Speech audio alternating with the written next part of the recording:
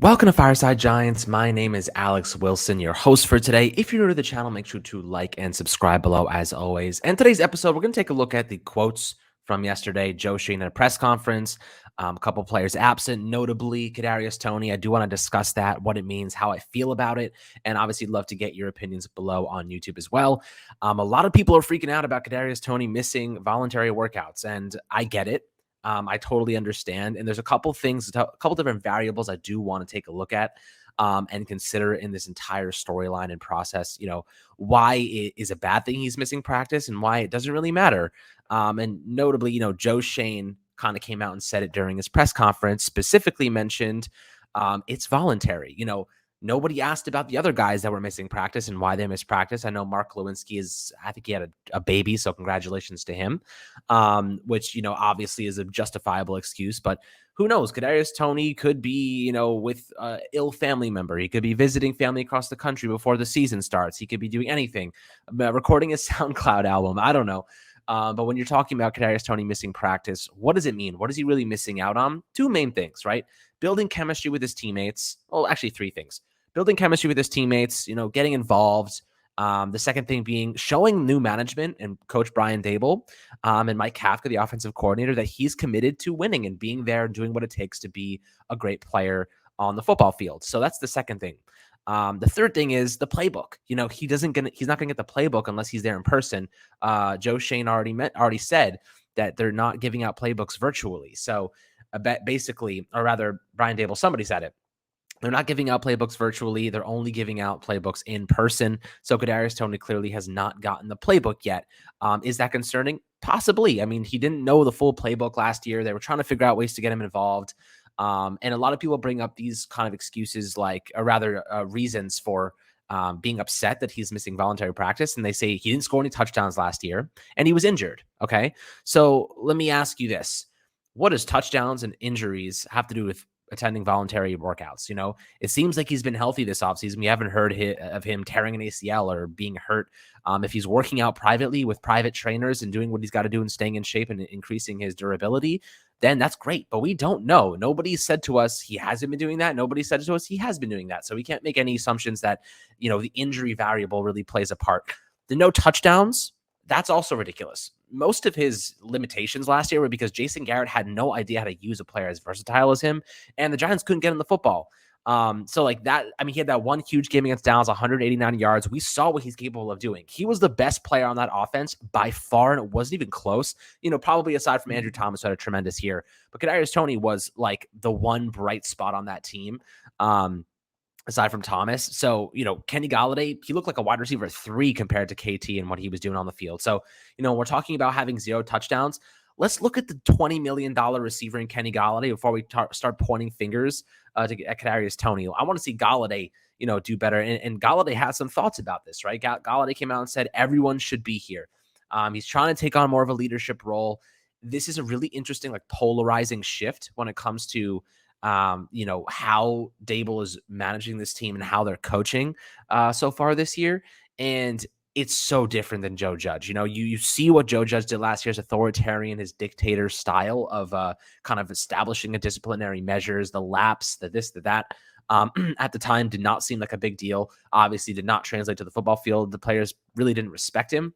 But now you look at this year, right? You look at Brian Dable, you look at what the players are saying. You look at the pictures of Joe Schoen and Sterling Shepard. He looks super, super happy. I'll post it on the YouTube so you can see what I'm talking about. Really interesting, right? We did not see Dave Gettleman have these same interactions with players. A lot more smiles, a lot more, friendly conversation. A lot of players in the past have talked a lot of smack about Dave Gettleman. Landon Collins, Jonathan Stewart, Josh Norman. A lot of guys have been like, yo, he's a scumbag. Joe Schoen looks like he's getting along with the players just fine. He looks like he's doing a great job connecting with them, creating a really family mentality and atmosphere.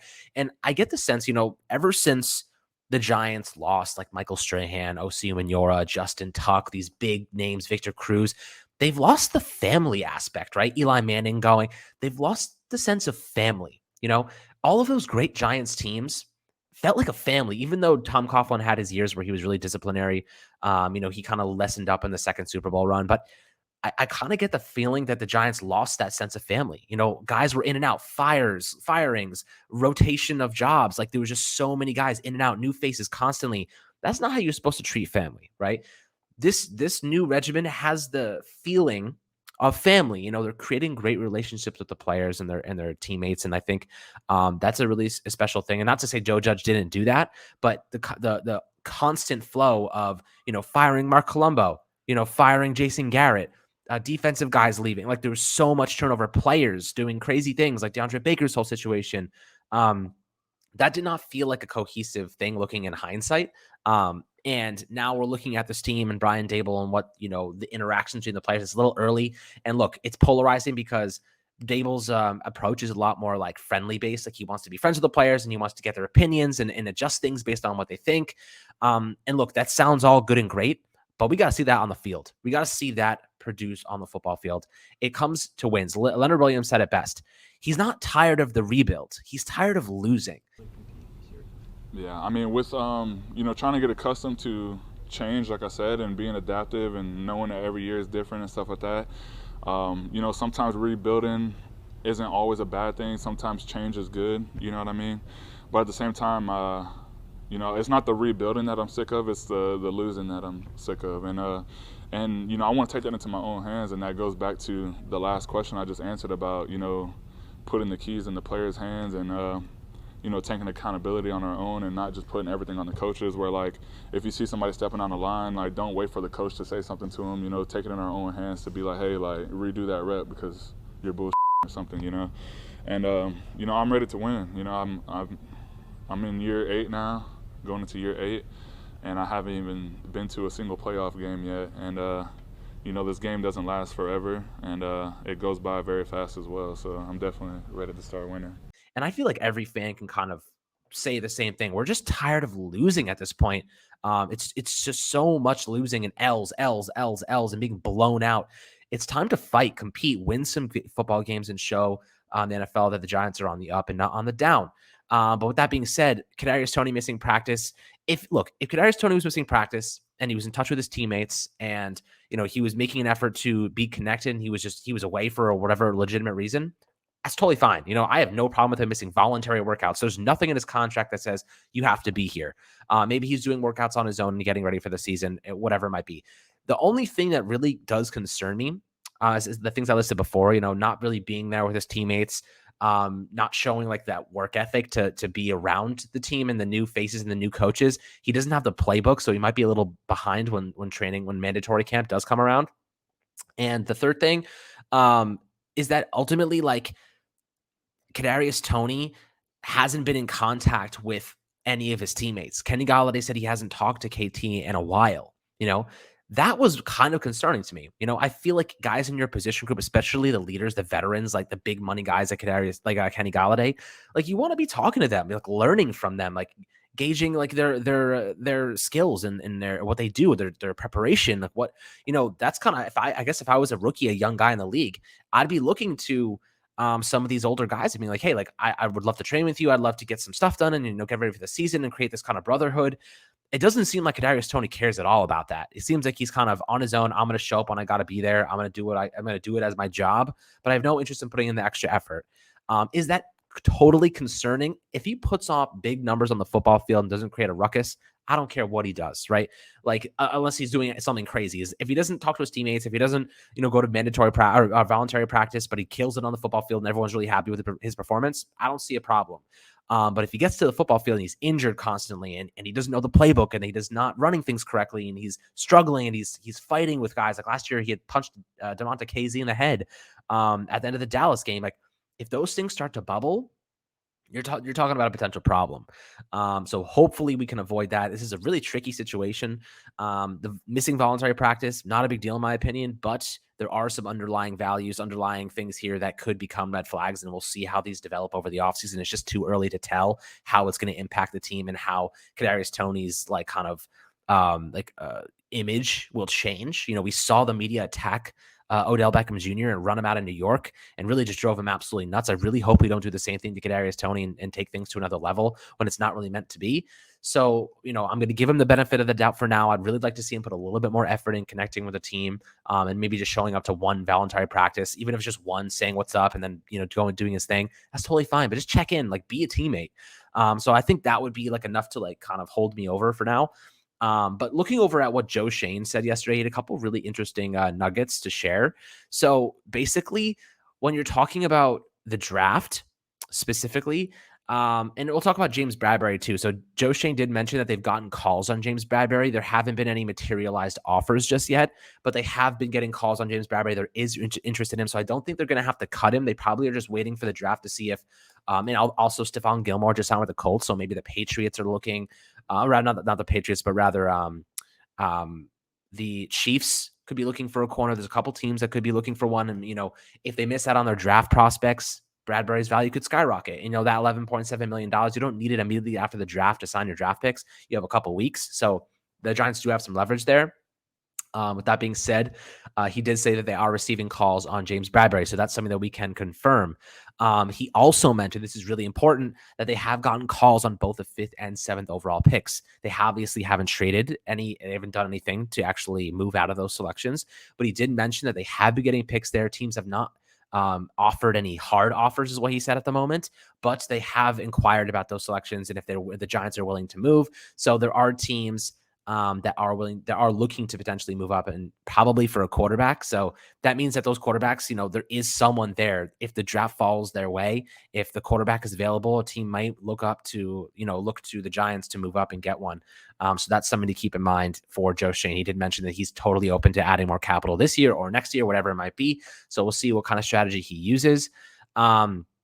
Let's see what else he said. So he also said that they aren't really totally sure about the quarterbacks. This year, they don't know what teams are really intrigued by the quarterbacks. However, they've done a lot of due diligence in looking into what teams have done a lot of research on them. Could it be the Saints or the Pittsburgh Steelers or the Panthers or Seattle or the Falcons? They've been looking and tracking each individual quarterback to see how many times they've gone to meet with the teams and see if, anything, if there's any correlation. They're like, okay, we know this team is really interested and could be a trade prospect for us. So that's something to keep in mind. They have been doing a lot of due diligence when it comes to the quarterbacks and figuring out what teams are really intrigued by them. Another interesting nugget that he did say was that any draft prospects that have bad personality or bad character, they'll completely remove them from the draft board. So Jordan Ronan of ESPN said that he gets the impression the Giants aren't that high on Kayvon Thibodeau. Could that be a character thing? Maybe. I mean, given what Micah Parsons was accused of last year and the fact that he was so good and nobody remembers anymore, nobody cares, would suggest that Kayvon Thibodeau's situation is like nothing compared to that. But it might just be more of a personality. He's kind of charismatic, I guess to say. But he seems to be very confident. I don't get the sense that he would be a problem, right? I don't get the sense that he'd be throwing stuff and going crazy and cursing out the media. I don't really get that sense from Kayvon Thibodeau. So for the most part, I feel like he won't be a nuisance. I feel like he'll be fine. But they did say that if they do have a guy on their draft board that they do feel is a red flag or has character problems or personality traits they don't like, they'll just completely remove him. They just won't even consider him. So that's something to keep in mind, with those players that may have those just maybe bad personalities, but none really come to mind in this draft class. Kayvon Thibodeau is probably the closest. It's been a pretty clean draft class for the most part, which I think is really cool. So there hasn't been much, bad news. Of course, people are going to come up with crazy stories, and I think Kayvon Thibodeau so far have been pretty empty for the most part. So I wouldn't really put too much stock into that. Another little thing that I did see is that the Carolina Panthers are considering drafting a tackle at 6 and just sticking with Sam Darnold. So Ben McAdoo a couple days ago, we all love and know Ben McAdoo with the slick haircut, our friendly neighborhood truck driver. So I'll tell you this, Ben McAdoo kind of gave away something, and he basically said that we're rolling with Sam Darnold as the starter. And then he was like, I shouldn't have said that. That's not true. So he kind of like maybe misspoke. Maybe he was telling some truth. Who knows? But ultimately, Ben McAdoo kind of went out there. And I think that for the most part, the Giants can look at that and say, okay, now we know they're thinking about rolling with Darnold and really giving him another chance and giving him some more protection to work with and really just allow him to get through his progression. So if Carolina is looking for a tackle with the 5th or the 6th overall pick, the Giants have to be very careful, right?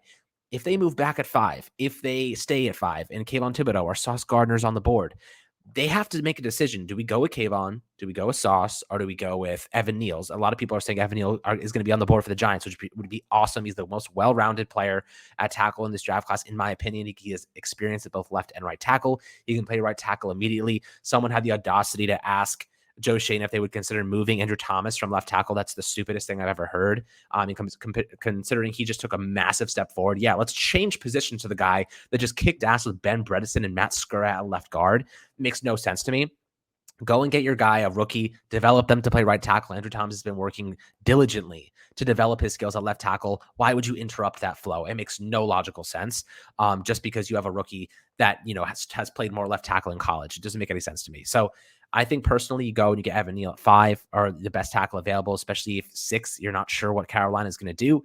And if Carolina says, you know what, we're just going to take the best tackle on the board, Charles Cross, whatever, the Giants are sitting pretty and they're like, okay, now we get the best available player at 7, which could be Kayvon or Sauce. Even if the Giants go with Evan Neal at right tackle or go at Evan Neal at tackle at 5, and they're like, Carolina's like, you know what, let's go with the pass rush. They go Kayvon Thibodeau. You still got Sauce Gardner on the board. You still got Derek Stingley. You still got Jermaine Johnson. The Giants are apparently really like Jermaine Johnson. So these are just some thoughts to keep in mind. The Giants do have some leverage in this situation, being that the Carolina Panthers are just smack in between, and their needs don't necessarily align with the Giants. And if they do, the Giants have the leverage to go and get their offensive tackle first and foremost. I think the Giants are at a great spot. And personally, Joe Schoen's doing a pretty good job of keeping things under wraps. We don't know who they really love. We've heard they loved Charles Cross. We've heard they loved Jermaine Johnson. We hear they like Jelani Woods. We hear they like Kayvon Thibodeau. We hear they like a ton of guys. But who really knows? It could be half of it could be smoke screens just to, cause some confusion in the media. I'm not totally sure what they're going to do. I don't think many people are, but I'm really excited for this draft class, guys. I'd love to hear your thoughts below on the Kadarius Toney situation, what you think of it. And, a couple other nuggets that Joe Schoen kind of let go yesterday, if the Giants should move back and all these different things. So really exciting stuff. Make sure to like and subscribe below. I hope you guys enjoyed the episode, and we'll catch you guys on the next one.